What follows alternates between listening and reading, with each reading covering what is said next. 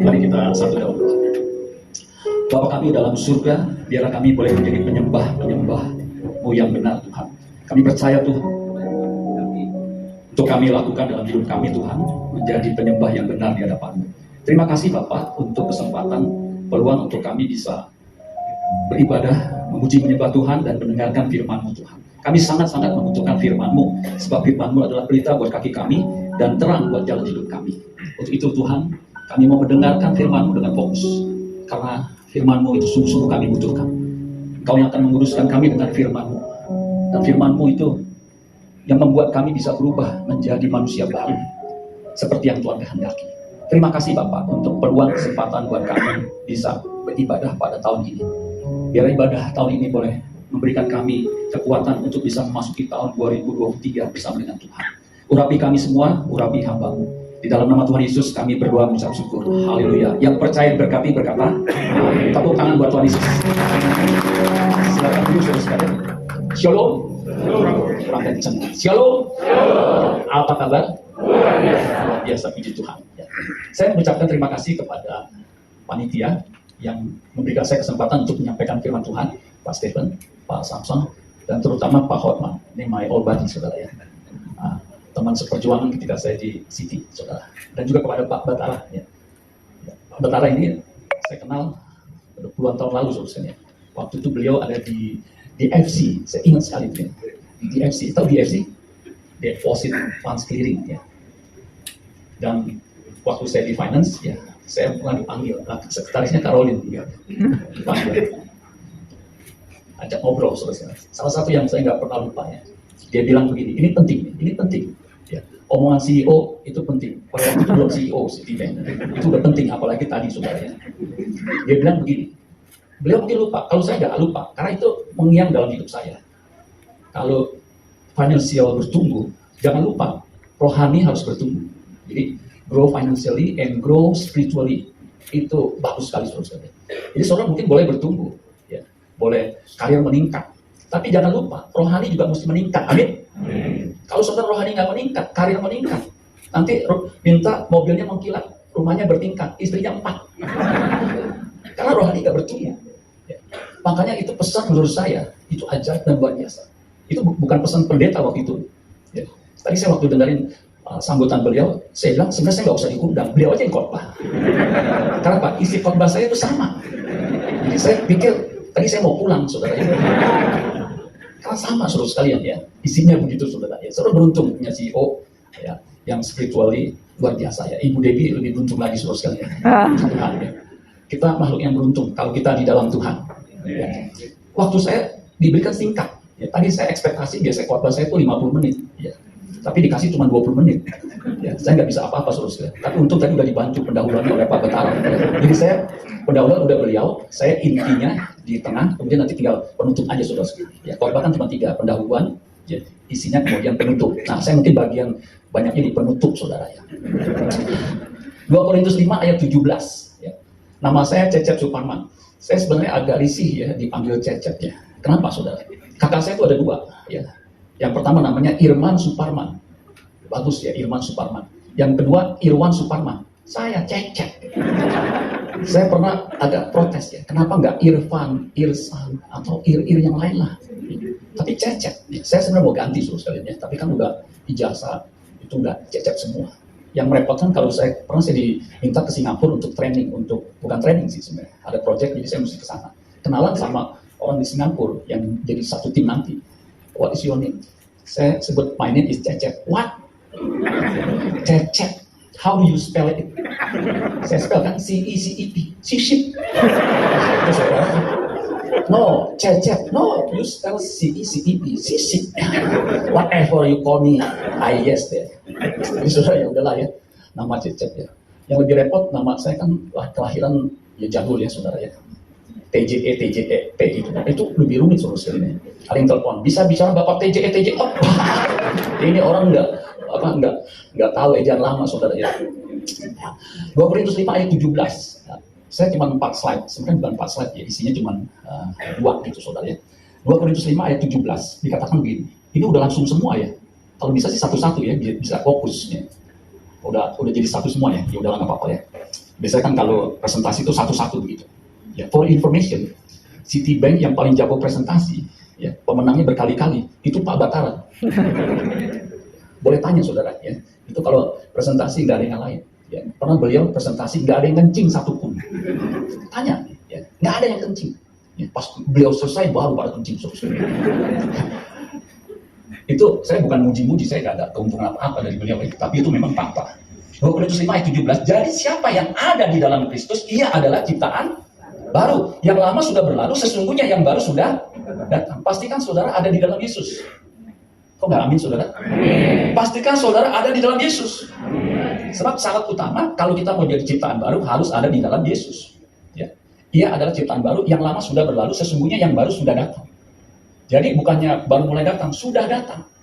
Ya. Yang lama sudah berlalu. Makanya kalau kita di dalam Tuhan, kita harus meninggalkan yang lama, ya, yaitu manusia lama kita. Manusia lama kita itu punya kecenderungan untuk berbuat dosa. Ya. Coba aja, ya, kalau saudara ke mall, terutama pria-pria, istri saya ini suka ke mall. Ya. Dulu kantornya dekat mall, jadi dia senang sekali. Nah, waktu dia pensiun, rumah kami ada mall. Ya. Makanya lagu kesukaannya adalah mall, mall, mall, I want mall, gitu saudara. Ya. Nah, kalau di mall saudara sekalian, itu kita nggak bisa kontrol. Kadang-kadang manusia lama kita yang melihat wanita, terutama pria itu lemah di mata. Di mall kan kita nggak bisa melarang wanita pakai baju apa begitu ya. Kalau dia wanita pakai celana gemes, roknya mini, itu kan pria tuh lemah di mata, nyut gitu. Makanya saya kalau ke mall saya 2 puasa. Bukan hanya saya takut istri saya belanja, saya sih nggak takut istri saya belanja ya. Saya lepas saja. Kalau orang-orang kan takut dipegangin terus, apalagi kalau ada tulisan sel gitu. Kalau istri saya nggak takut. Ya, cuma itu sudah lemahkan di mata ini manusia lama ini bisa muncul. Ya. Lihat pakai rok ini nggak dilihat sayang, dilihat dosa gitu. Kalau wanita kan enggak. Ya. Wanita tuh lemahnya di telinga bukan di mata. Ya. Makanya kalau lihat pria pakai rok ini dia geli saudara. Pria pakai celana gemes dia geli. Lemah di mata. Makanya manusia lama ini kelemahan kita ini harus kita yang tanggalkan, bukan orang lain. Nah di ayat yang sama, New Living Translation mengatakan gini, this means that anyone who belongs to Christ has become a new person. Tadi beliau mengatakan manusia baru, new person. The old life is gone. Yes, yang lama sudah berlalu, and new life has begun. Jadi sudah mulai. Jadi waktu kita terima Yesus sebagai Tuhan dan Juru Selamat, saat itu kita sudah mulai memasuki proses menjadi manusia baru. Nggak boleh ditunda. Segera, sesegera mungkin, asap. As soon as possible. Nggak bisa ditunda, nggak boleh ditunda. Karena udah mulai. Ya. As many as receive him, to them he give the right to become children of God. To those who believe in his name. Jadi pada waktu kita percaya Yesus, saat itulah mulai manusia baru, anak Allah. Anak Allah bukan hanya sekedar status, tetapi keberadaan. Status saya bukan Citibanker lagi. Tetapi saya merasa keberadaan saya Citibanker. Dikatakan pernah saya dengar tuh, belum lama. You can lead city, but city did never leave you. Saya pikir benar juga. Saya mungkin statusnya bukan Citibank, tetapi DNA Citibank saya yaitu semangat begitu terus kan, jujur, itu masih ada. Assertif itu dulu saya kurang assertif, ikut training, jadi assertif. Makanya dari clerical saya bisa EVP. Kalau saya lanjutkan, bukannya EVP, almost vice president, bisa tuh, VP. Nggak almost vice president. Kesaksinya Pak Hotman. Ya. EVP cuma ada panggilan itu selama 3 tahun saya bergumul ya. Sulit emang ya.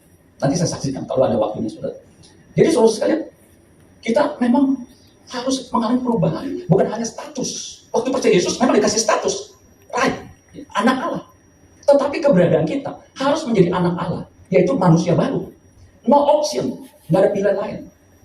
Dia terjemahan yang lain dikatakan pada saat seseorang menjadi orang Kristen. Kristen itu Kristianos. Kisah para Rasul 11 ayat 26. Murid-murid pertama kali di Antioquia disebut Kristen. Itu a follower of Jesus Christ. Kristianos. Kristianos itu dari kata Kristos. Kristos itu Christ, artinya yang diurapi. Jadi waktu kita menjadi Kristen yang diurapi, apa yang terjadi?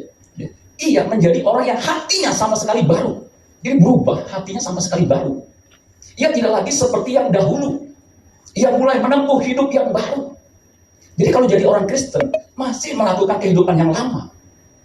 Ini enggak cocok dengan ayat ini. Kalau dia nggak berubah jadi Kristen, masih hidup yang lama, ngakunya Kristen, tapi masih mabok-mabokan. Kalau orang Kristen mabok, itu kan nyanyinya memang lagu Kristen, betul lah. Itu biasanya ngaco. Ya. Dia mabok nih minum ya, mungkin di kafe apa begitu, nyanyi. Ku tahu Bapa peliharaku, begitu tuh.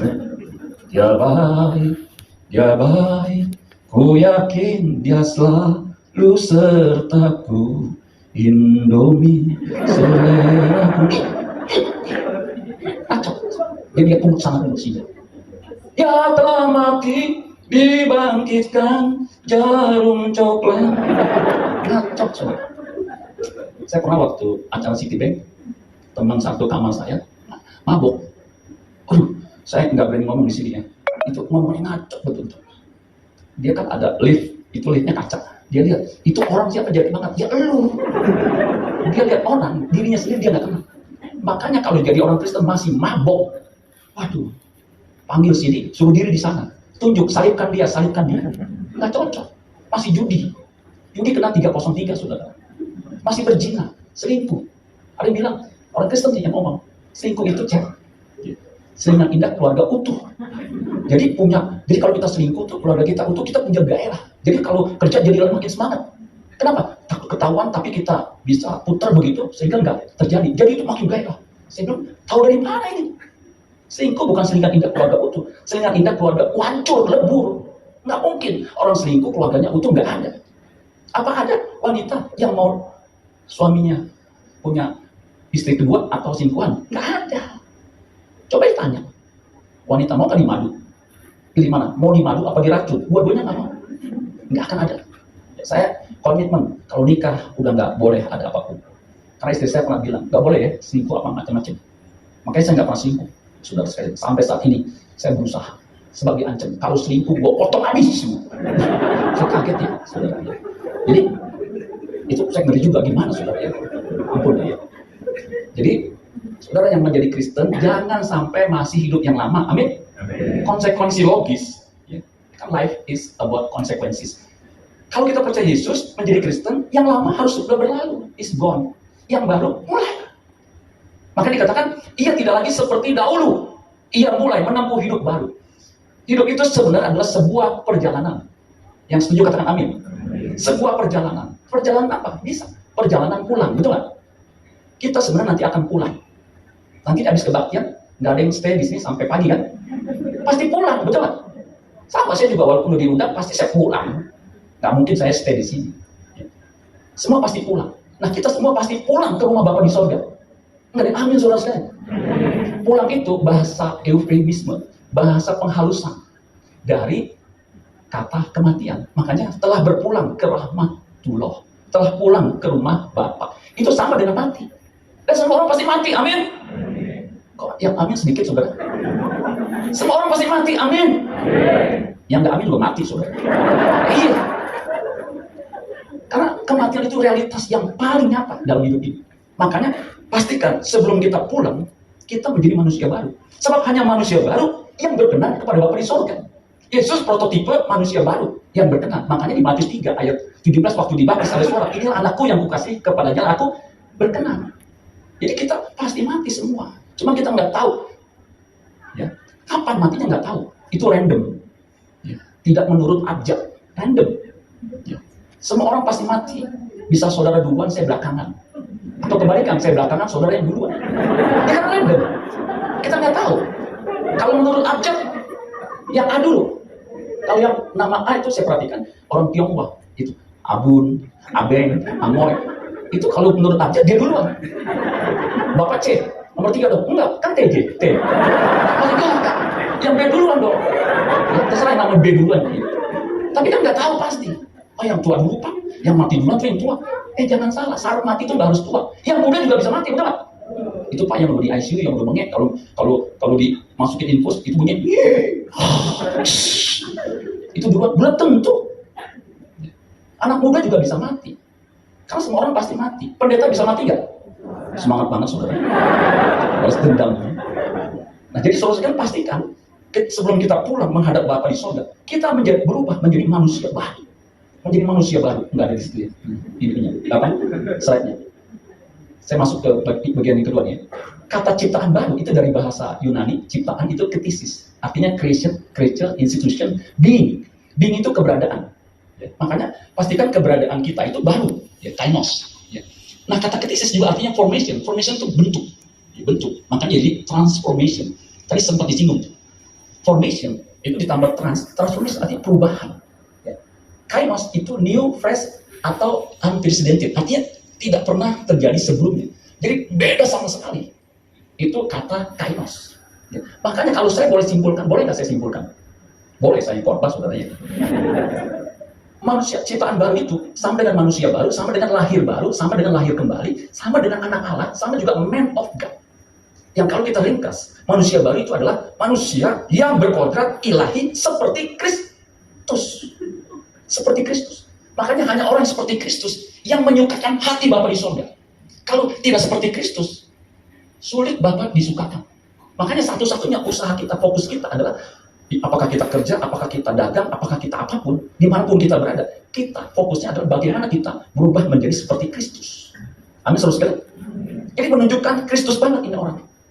Makanya jadi bos, jadi bawahan, apapun, itu menunjukkan kalau Yesus jadi city banker, pasti itu punya kemiripan.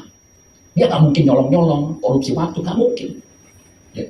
Nah, saudara, jadi ciptaan baru, formation, transformation, itu contoh yang paling konkret itu adalah kupu-kupu. Transformasi yang paling cocok, paling pas itu adalah kupu-kupu. Kupu-kupu itu disebut ya metamorfose sempurna. Metamorfose dari kata metamorfosta. Itu dari kata morfo. Morfo itu bentuk, form. Jadi perubahan bentuk itu 4 tahap dari telur, larva, kulit, kemudian jadi kepompong, kemudian jadi kupu-kupu. Itu metamorfose sempurna. Nah, kita juga harus mengalami metamorfose sempurna. Makanya Yesus berkata, hendaklah kamu sempurna, sama seperti Bapamu di sorga sempurna. Ayatnya di mana, Pak? Matius 5 ayat 48. Therefore, you shall be perfect, just as your Father in heaven is perfect. Jadi kita harus mengalami perubahan sempurna. Targetnya, contohnya Yesus. Menjadi manusia yang sempurna. Susah, Pak. Bukan hanya susah, mustahil. Tetapi apa yang mustahil bagi manusia, tidak mustahil bagi Allah. Asal kita di dalam Tuhan. Kalau ada metamorfose sempurna, ada metamorfose tidak sempurna. Yang tidak sempurna itu 3 tahap. Telur, kemudian jadi bayi, nimfa, kemudian dewasa. Nimfa itu miniatur, kecilnya. Tapi udah bisa kelihatan. Tapi kalau ulet, kemudian jadi kepompong, jadi kupu-kupu, itu beda sama sekali. Makanya kalau jadi Kristen tapi tidak mengalami perubahan metamorfose sempurna, metamorfose tidak sempurna, orang Kristen kokros, kecoa, saudara. Kecoa itu metamorfose tidak sempurna. Jadi kita harus menjadi seperti kupu-kupu. Kupu-kupu itu indah. Makanannya, saudara tahu kupu-kupu makanannya? Itu serbuk sari bunga. Kalau ulet makanannya daun-daunan. Kalau kupu-kupu makan daun, itu bukan kupu-kupu, kupun. Kupu-kupu makan daun. Beda. Harus berubah sama sekali. Sampai kita nggak sangka, kupu-kupu kok bisa indah seperti itu. Tadinya seperti itu. Ulat yang menjijikan. Makanya kalau orang Kristen tidak berubah, itu menjadi orang yang menjijikan. Jadi Kristen, tapi masih membunuh. Aduh, itu tidak masuk akal, saudara. Kenapa? Tidak mengalami perubahan. Jadi kita harus mengalami perubahan menyeluruh, seluruhnya berubah. Artinya mindset kita berubah. Kalau kita nggak berubah, kita akan punah di kerajaan. Tapi kalau kita berubah seperti kupu-kupu, kita akan menjadi koleksi abadinya. Amin, saudara sekalian. Bagian yang terakhir, saudara sekalian. Yang cuma 20 menit. Sekarang berapa menit saya khotbah? Bagaimana kita bisa menjadi manusia baru? Harus ada di dalam Tuhan. Nggak ada cara lain. Untuk bisa menjadi manusia baru, itu harus ada di dalam Tuhan. Di dalam Tuhan itu, kalau dalam ilmu teologi itu disebut ya, first class kondisional. Coba katakan first class kondisional. Jadi kondisi utama, sel utama orang menjadi ciptaan baru, itu harus ada di dalam Kristus. Karena Yesus berkata, di luar aku kamu tidak dapat berbuat apa-apa. You can do nothing without me. Nggak bisa berbuat apa-apa kalau tidak di dalam Kristus. Makanya pastikan saudara itu di dalam Kristus. Amin, saudara sekalian. Apapun yang terjadi. Itu tadi Goshen, itu perjanjian lama. Itu betul, saudara. Saya pernah teliti. Kenapa ya tulah tidak terjadi di Goshen? Itu karena ada di dalam Tuhan. Ada di kasih karunia Tuhan. Kenapa? Tuhan melindungi umatnya. Ada malaikat berpasukan yang menjaga sekeliling kita. Bahkan berkemah sekeliling kita. Untuk kita bisa memperoleh keselamatan. Yaitu diubahkan menjadi serupa dengan Kristus. Jadi syarat bahwa kita harus dalam Kristus, syarat utama untuk kita bisa menjadi manusia baru, nggak ada cara lain, harus di dalam Tuhan. Kalau di luar Tuhan, berubahnya mungkin dia baik, tapi belum ada stimulus. Once ada stimulus, saya pernah dengar ada jemaat, kalau dia baik sama saya bisa baik sama dia. Tetapi kalau dia jahat sama saya bisa lebih jahat sama dia. Sama ini baiknya gimana? Orang Kristen enggak, ditambah pipi kanan, kasih pipi kiri. Jangan kasih pipi kanan, pipi kiri, kemudian jabnya masuk sama hooknya. Enggak begitu. Tidak membalas. Pembalasan itu hak Tuhan, bukannya hak kita. Biarkan saja. Jadi ini syarat utama kita menjadi ciptaan baru, harus ada di dalam Tuhan. Sekarang yang bagian terakhir. Ciri utama orang yang menjadi ciptaan baru itu dia bisa bertahan di segala keadaan. Dia bisa bertahan di segala situasi dan kondisi. Filipi pasal 4 ayat 11-13. Ini ayat yang terakhir. Dikatakan gini. Filipi 4 ayat 11. Kukatakan ini bukanlah karena kekurangan, sebab aku telah belajar mencukupkan diri dalam segala keadaan. Jadi orang yang menjadi ciptaan baru, dia belajar mencukupkan diri dengan segala keadaan, dalam segala keadaan. Jadi dalam segala keadaan dia bisa bertahan. Aku tahu apa itu kekurangan, dan aku tahu apa itu kelimpahan dalam segala hal. Dan dalam segala perkara, tidak ada sesuatu yang merupakan rahasia bagiku. Baik dalam hal kenyang, maupun dalam hal kelaparan, baik dalam hal kelimpahan, maupun dalam hal kekurangan. Perhatikan ayat 13. Segala perkara dapat kutanggung di dalam dia yang memberi kekuatan kepadaku. Ada first class conditional. Segala perkara dapat kutanggung di dalam dia yang memberi kekuatan kepadaku. Jadi kalau kita mau menanggung segala perkara, kita harus di dalam dia. Sebab di dalam dia, kita punya kekuatan untuk bisa melewati situasi kondisi apapun. Makanya sama, kalau kita mau menjadi ciptaan baru harus dalam Tuhan. Itu membuat kita bisa bertahan di dalam segala keadaan. Kata circumstances itu dari 3 kata. Kalau kita belajar etimologi, kita cari itu sejarah kata itu dari mana. Dari kata circle, kemudian stand in. Itu menarik saudara. Jadi circumstances adalah standing in the middle of circle, rooted and deeply. Rooted berakar dalam, deeply. Jadi sepanjang kita berdiri di dalam Tuhan, berakar dalam, kita bisa menghadapi situasi kondisi apapun. Kondisi apapun, kita bisa menghadapinya, asal kita dalam Tuhan. Nah, orang percaya itu dipanggil untuk apa? Bisa berdiri di atas segala situasi dan kondisi. Makanya prinsipnya jangan macam-macam, asal ada makanan, pakaian cukup. Yang membuat dia habis tenaganya, nggak bisa bertahan dengan situasi kondisi, itu karena apa? Banyak keinginannya.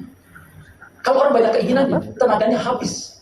Untuk apa? Untuk fokus bagaimana bisa menjadi manusia baru. Akibatnya dia tidak bisa bertahan dengan lingkungan sekelilingnya. Saya ini kan udah pensiun 20 tahun sudah. Lebih lama saya bekerja di Citibank, kurang lebih 14,5 tahun. Tapi saya perhatikan, Tuhan itu bisa pelihara saya sampai detik saat ini.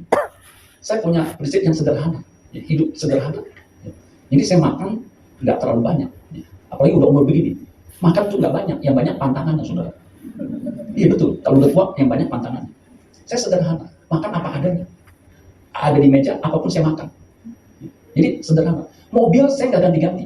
Mobil pertama kali 96, itu bareng. Saya nomornya B744 VW. Pak Hotman kalau nggak salah 745, saya nggak tahu, pokoknya 745 ya. Saya nggak ganti-ganti sampai saya pensiun, saya keluar. Karena prinsip saya, kenapa mesti ganti? Yang penting mobil itu rodanya bulat. Kecuali rodanya kotak, jalannya kotak kayak ontak. Jadi saya nggak ganti sama sekali. Sehingga uang saya kumpulin aja. Saya nggak tahu kan waktu itu ya. Jadi saya sederhana. Sampai mobil itu saya pakai udah belasan tahun. Suatu ketika saya pakai sama istri saya. Di tengah jalan mogok sama istri saya. Pas mogok saudara, saya cuma nengok ke istri saya. Artinya apa? Lu yang dorong. Dia kan nggak bisa nyetir. Saya juga kesian juga gimana di tengah jalan. Akhirnya dia dorong. Saya bilang luar biasa nih, jangan dibantu malaikat. Sebab bisa langsung sampai ke pinggir itu. Kemudian betul malaikat ketika di jendela mobil saya, begini, Pak, tipnya dong Pak. Malaikat minta tip. Yang saya kasih saudara. Buat lagi malaikat minta tip. Malaikat apa saya nggak tahu ya. Jadi bisa menghadapi itu karena sederhana. Tapi puji Tuhan, nggak lama setelah itu ada yang ngirimin mobil. Waduh, saya suka sekali ya. Ada mobil. Aduh, ini pucuk dicinta ulang tiba mobil mogok. Ada yang ngirimin. Seorang wanita yang ngirimin ada di sini lagi. Itu tuh istri saya, saudaranya. Jadi dia beliin daripada gue suruh dorong lagi. Jadi kita bisa bertahan di dalam kondisi apapun, asal kita ada di dalam Tuhan. Amin. Saya pernah kondisi saya agak drop, agak Waktu istri saya divonis cancer, breast cancer. Aduh saya, itu agak pusing. Waktu dokter bilang, Pak, jangan takut. Orang juga kena, dia nggak tahu gue pendeta kali ya. Jangan takut Pak, gue dikorbanin. Jangan takut, gue korban saya korban itu jangan takut. Ya. Oh, ada Yesus menyertai. Dia korbanin saya. Saya bilang, lu nggak ngerasain sih ya, kehilangan separuh jiwa kan gimana saudara? Saya ini bergantung sama dia. Semua rekening sama dia. Iya benar. Dia itu pinter nyari duit. Duit di mana dia tahu. Belum lama di mobil dia tahu ini duit apa cek. Ini buat parkir mang. Udah gue pakai dulu, dia tahu. Bahkan di laci. Itu dia tahu saudara ya. Jadi dia pinter nyari duit. Jadi kalau dia nggak ada gimana? Kemudian dia tulis lagi. Ini ya rekening nomor ini listrik ini rumah yang ini, bayaran ini. Aduh, daerah banyak sih. Itu gimana nih ini? Ya nanti lu apalin tuh pinnya begini. Aduh, saya bilang makin gue stres deh. Tapi puji Tuhan, bisa dilewati. Amin, saudara kan? Sepanjang ada dalam Tuhan. Memang itu breast cancer itu biayanya mahal sekali. Melelahkan, mesti radiasi 25 kali. Mesti bolak-balik rumah sakit. Tapi puji Tuhan bisa bertahan. Nyari obat itu kadang-kadang susah kan. Tomafen, ganti Femara. Itu kan harganya mahal. 70.000 sekali makan. Jadi sekali makan tuh warteg 3 saudara. Cuma satu. Pernah jatuh. Wah saya cariin jatuh 70.000. Cuma hati-hati bang, jatuh tuh 70.000. Catering aja kita makan 50.000 gitu sekarang catering. Itu kan satu catering satu kali makan kita. Jadi kalau kita hidup sederhana, saudara, keadaan apapun kita bisa tanggung, amin. Jangan macam-macam, apa adanya. Itu yang membuat kita bisa bertahan. Nah manusia baru itu bisa bertahan di dalam segala kondisi apapun juga. Maka jadilah manusia baru. Sebab hanya orang yang menjadi manusia baru yang hidupnya berkenan kepada Bapa di surga. Amin buat firman Tuhan. Tepuk tangan buat Tuhan. Filipi 4 ayat 13 itu kan lagu yang cukup hit ya. Nah, itulah segala perkara dapat kutanggung. Saya undang kita bangkit diri, kemudian kita berdoa.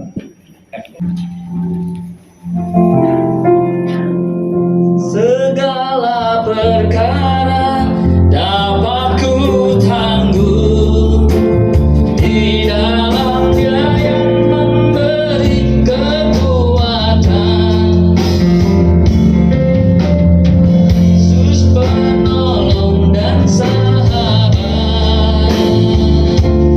Tetap percaya Tuhan setia. Katakan penolong yang selalu setia. Penolong yang selalu setia. Memenuhi keperluanku. Tak pernah Dia mengecewakan. Yesusku tak pernah gagal. Katakan segala perkara dapat kutanggung dalam Dia yang memberi kekuatan. Yesus penolong dan sahabat. Tetap percaya Tuhan setia. Lebih sungguh-sungguh katakan segala perkara dapat kutanggung dalam Dia yang memberi kekuatan. Tuhan Yesus penolong dan sahabat. Tetap percaya Tuhan setia. Tetap percaya Tuhan setia. Sekali lagi katakan tetap percaya Tuhan setia. Tepuk tangan yang paling meriah. Haleluya. Kami percaya kepada Tuhan penolong yang setia. Kami bersyukur memiliki Allah seperti Kristus, seperti Yesus yang mau lahir di keadaan yang hina di Bethlehem dan mau mati bangkit untuk kami semua, sehingga kami dimungkinkan menjadi ciptaan baru. Yang lama sudah berlalu, sesungguhnya yang baru sudah datang. Mampukan kami Tuhan bukan hanya bisa mendengar firman-Mu, tetapi menjadi pelaku firman-Mu. Di dalam nama Tuhan Yesus kami berdoa ucap syukur. Haleluya. Yang percaya diberkati berkata amin. Tepuk tangan buat Tuhan Yesus.